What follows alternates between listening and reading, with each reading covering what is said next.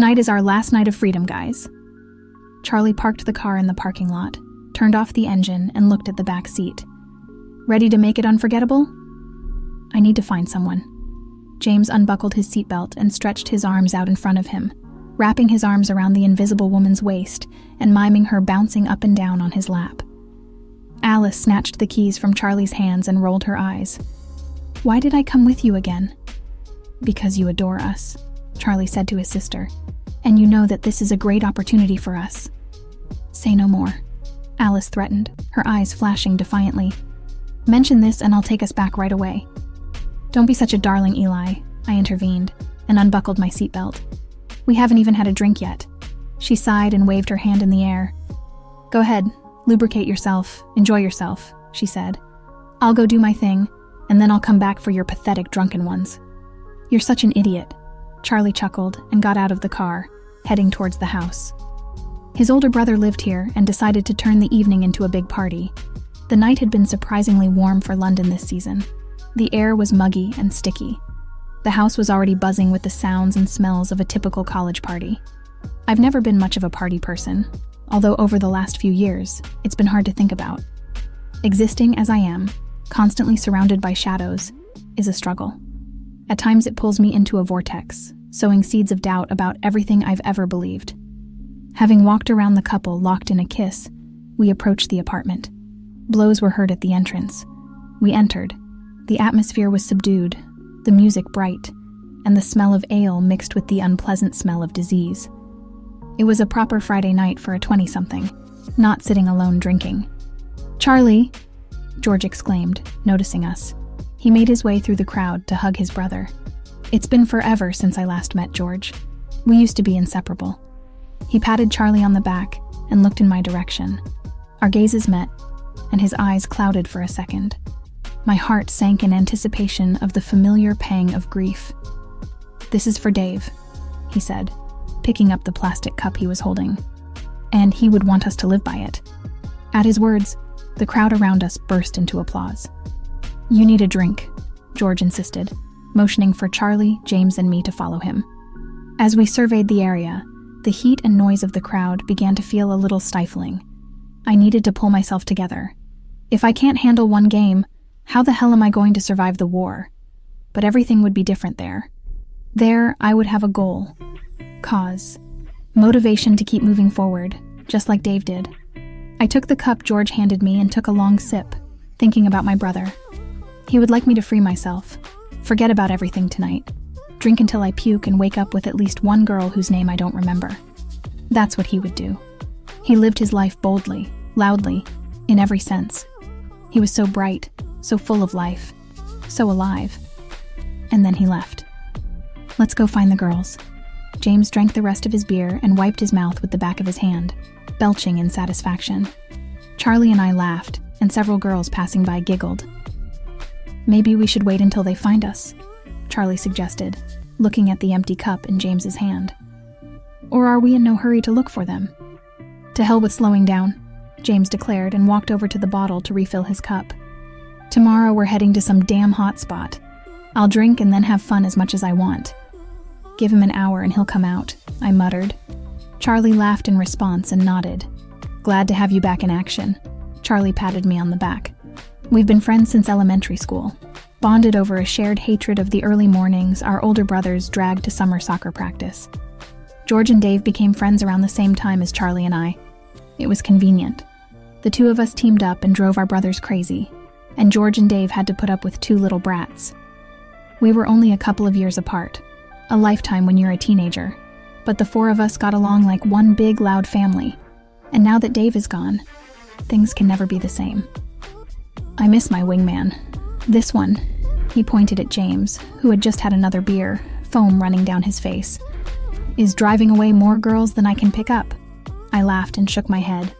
We met James at a camp many centuries ago, and since he also lived in London, we became fast friends. "I'll see what I can do tonight. Tonight is dedicated only to you." Charlie looked around the room and noticed a blonde in a tight pink dress. "What about her?" "Look at her tits." I followed his gaze. The girl was attractive in the traditional sense. Slender, big breasts, a lot of makeup and curls. "She's more your type than mine." She loves cocks. Keep that charm going and I'm sure she'll fall in love with you. I rolled my eyes. Charlie patted me on the shoulder. Close it and watch how the master works. He finished his beer and, crushing the cup in his hand, walked up to the blonde. He said something to her and she turned, gave me a little wave, and a few seconds later walked over to where Charlie and I were standing. Don't worry, Charlie mouthed and took a few steps back, disappearing into the crowd. Hello, said the blonde. I'm Sophie. Hi, Sophie. I'm Mike. Nice to meet you. Your friend mentioned that you guys are heading to a conflict zone tomorrow. This is so brave. She put her hand on her heart. I just love men in uniform. Even if you're not wearing one right now, she laughed, leaning forward until her bust almost popped out of her dress. She almost lunged at me, clearly wanting quick sex, but I wasn't interested. I wasn't always like this, and if Dave were here, he'd hit me over the head for turning down that impatient lady. Perhaps if I engaged her in conversation, found even the slightest common ground, would I be willing to take her hand and let her lead me to an empty room? George's friend? I asked. No, I came from Canterbury. My cousin Colin is George's friend. He's here somewhere too. She looked around and shrugged. It doesn't matter.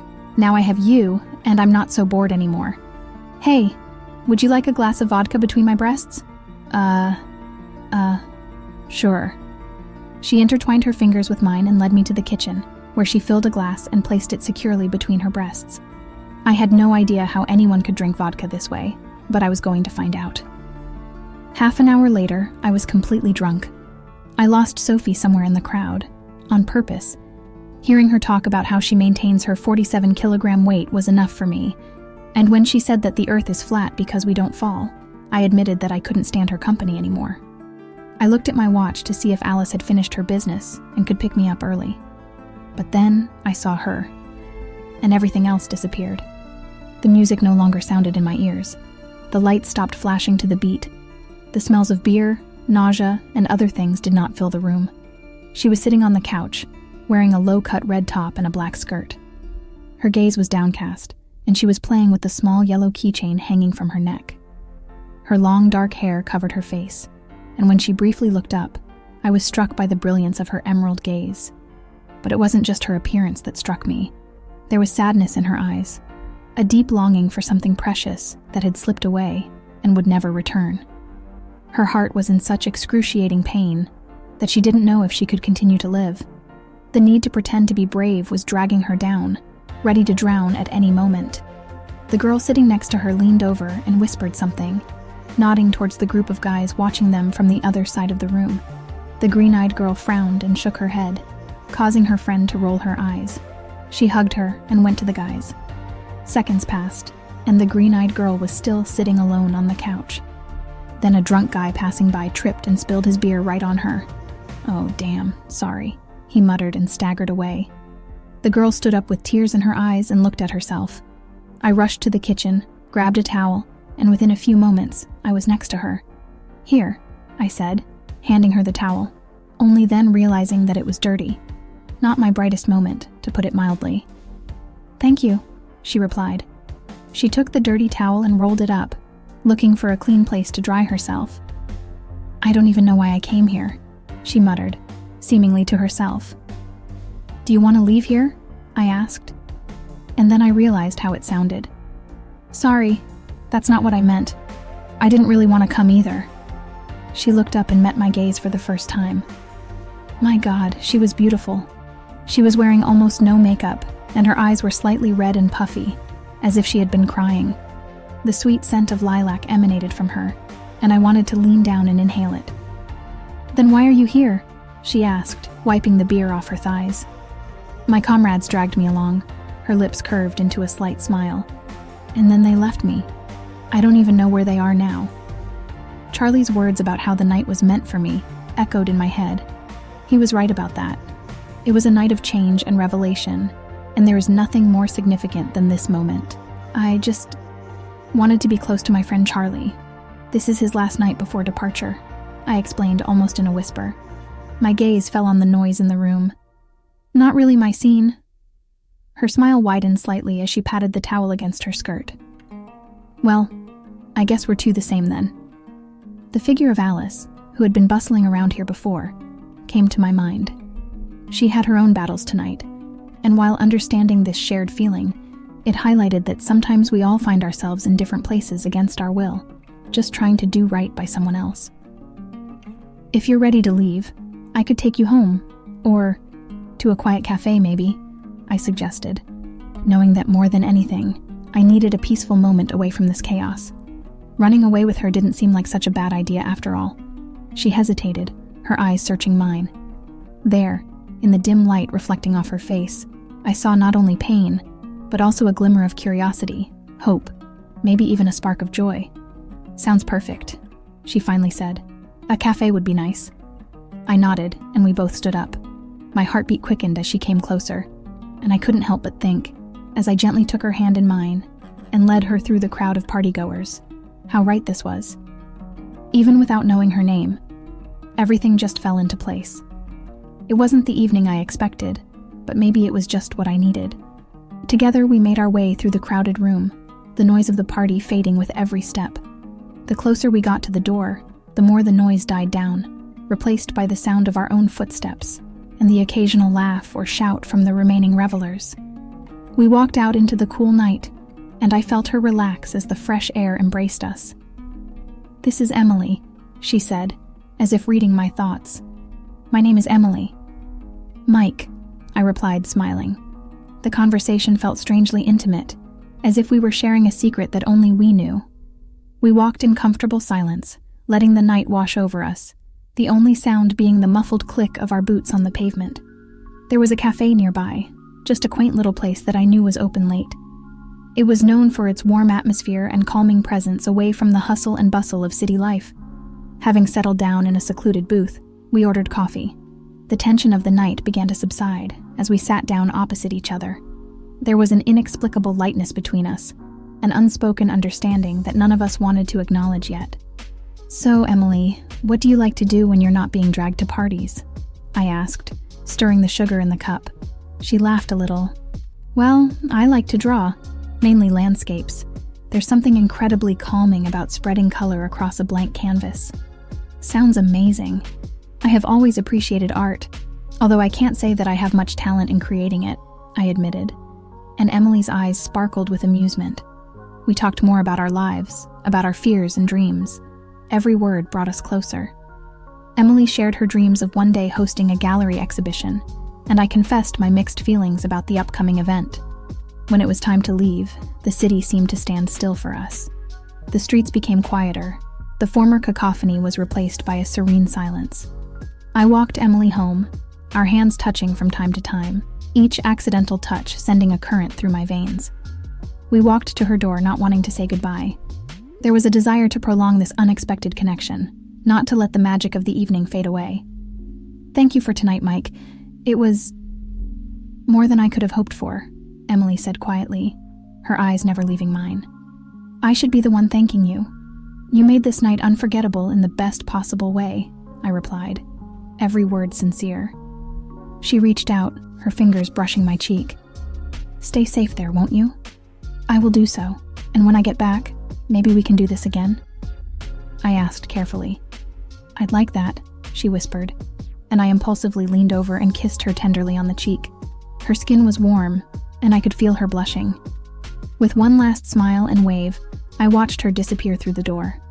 The night breeze carried her lilac scent, and as I returned to the chaos of Charlie's party to tell him about the evening, I realized that this could be the start of something truly special. The image of Emily, her laugh, and the depth of her eyes will be with me, a light in any darkness that lies ahead. As I returned to where the pulse of the party was still beating, although now more subdued in the later hours, my mind replayed every moment I spent with Emily. It seemed surreal, like a fleeting dream caught between the veil of reality and a dormant fantasy.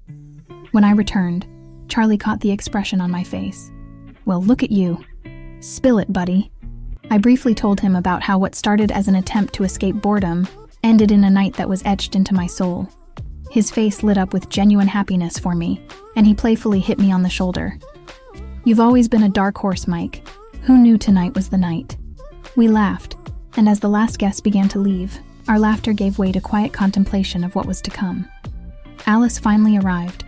Her timing was impeccable as always, and as we drove home with her, she seemed to sense a change in me.